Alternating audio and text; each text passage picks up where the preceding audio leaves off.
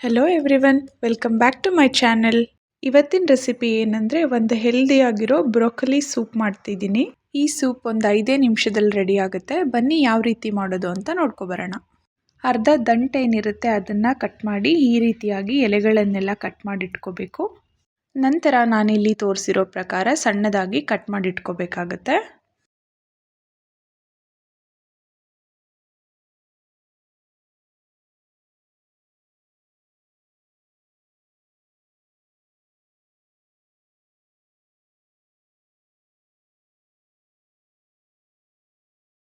ಈ ರೀತಿ ಕಟ್ ಮಾಡ್ಕೊಂಡಿದ್ದಾದ ನಂತರ ನೀಟಾಗಿ ವಾಶ್ ಮಾಡ್ಕೋಬೇಕು.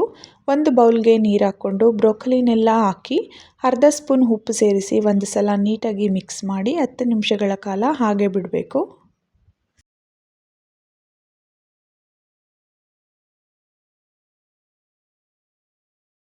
ಇವಾಗ 10 ನಿಮಿಷಗಳಾಗಿದೆ. ಮತ್ತೊಂದು ಸಲ ಅದೇ ನೀರಲ್ಲಿ ಮಿಕ್ಸ್ ಮಾಡಿ ಎತ್ತಿಟ್ಕೊಂಡು ಮತ್ತೊಂದು ಸಲ ನೀರು ತಗೊಂಡು ವಾಶ್ ಮಾಡಿ ಎತ್ತಿಟ್ಕೋಬೇಕು.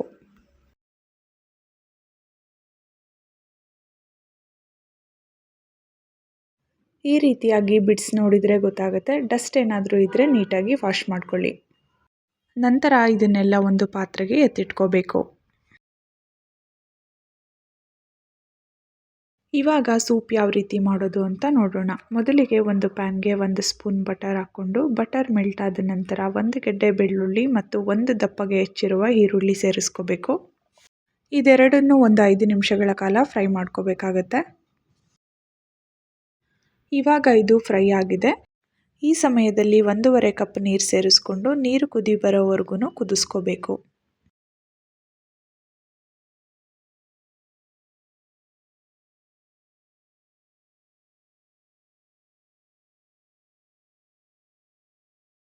ಈ ರೀತಿಯಾಗಿ ಕುದಿ ಬಂದಿರೋ ನೀರಿಗೆ 5 ರಿಂದ 6 ಗೋಡಂಬಿ ಸೇರಿಸ್ಕೊಂಡು ವಾಶ್ ಮಾಡಿ ಇಟ್ಕೊಂಡಿರೋ ಬ್ರೋಕೊಲಿನ ಇವಾಗ ಸೇರಿಸ್ಕೋಬೇಕು.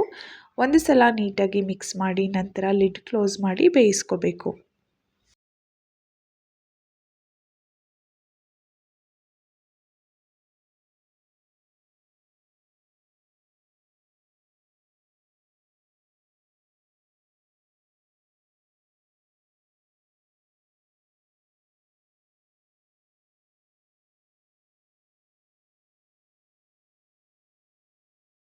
ಇವಾಗ ಸುಮಾರು 10 ನಿಮಿಷಗಳಾಗಿದೆ. ಒಂದು ನೈಫಿಂದ ಈ ರೀತಿ ಕಟ್ ಮಾಡಿದ್ರೆ ಕಟ್ ಆಗಬೇಕು.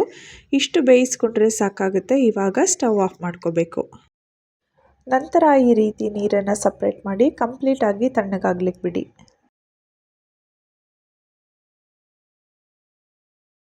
ನಂತರ ಇದನ್ನೆಲ್ಲ ಒಂದು ಮಿಕ್ಸಿ ಜಾರ್ಗೆ ಸೇರಿಸ್ಕೊಂಡು ಸಪ್ರೇಟ್ ಮಾಡಿ ಇಟ್ಕೊಂಡಿರೋ ನೀರನ್ನು ಸ್ವಲ್ಪನೇ ಸೇರಿಸ್ಕೊಂಡು ಸಣ್ಣದಾಗಿ ರುಬ್ಕೋಬೇಕು.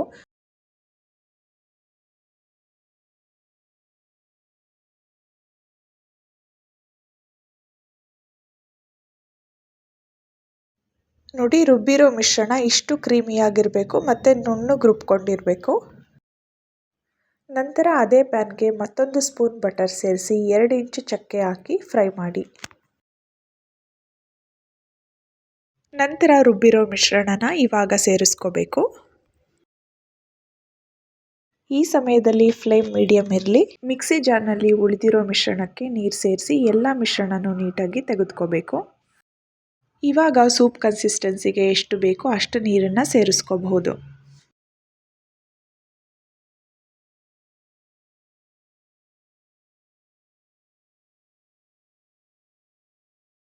ನಂತರ ಇದನ್ನೆಲ್ಲ ಒಂದು ಸಲ ನೀಟಾಗಿ ತಿರುಗಿಸ್ಕೊಂಡು ರುಚಿಗೆ ತಕ್ಕಷ್ಟು ಉಪ್ಪು ಸೇರಿಸಿ ಮತ್ತು ಕುಟ್ಟಿ ಪುಡಿ ಮಾಡಿ ಇಟ್ಕೊಂಡಿರೋ ಬ್ಲ್ಯಾಕ್ ಪೆಪ್ಪರ್ನ ಅರ್ಧ ಸ್ಪೂನ್ ಸೇರಿಸಿ ನೀಟಾಗಿ ಕುದಿಸ್ಕೋಬೇಕಾಗತ್ತೆ.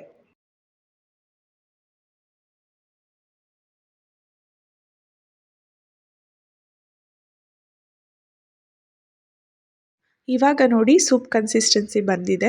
ನಿಮ್ಗೆ ಇನ್ನೂ ಸ್ವಲ್ಪ ತೆಳುವಾಗಿ ಬೇಕಂದರೆ ಇನ್ನೂ ಸ್ವಲ್ಪ ನೀರು ಸೇರಿಸ್ಕೋಬಹುದು. ಇವಾಗ ನೋಡಿ, ಸೂಪ್ ರೆಡಿಯಾಗಿದೆ. ಎಷ್ಟು ಸುಲಭವಾಗಿ ಮಾಡ್ಕೋಬಹುದು ಅಲ್ವಾ. ಇವಾಗ ನಾನು ಸರ್ವಿಂಗ್ ಬೌಲ್ಗೆ ಹಾಕೋತಿದ್ದೀನಿ. ವಿಂಟರ್ ಸೀಸನಲ್ಲಿ ಇದನ್ನು ಒಮ್ಮೆ ಟ್ರೈ ಮಾಡ್ಬೋದು. ನೀವು ಟ್ರೈ ಮಾಡ್ತೀರಾ ಅಲ್ವಾ. See you in the next video. Keep watching my videos.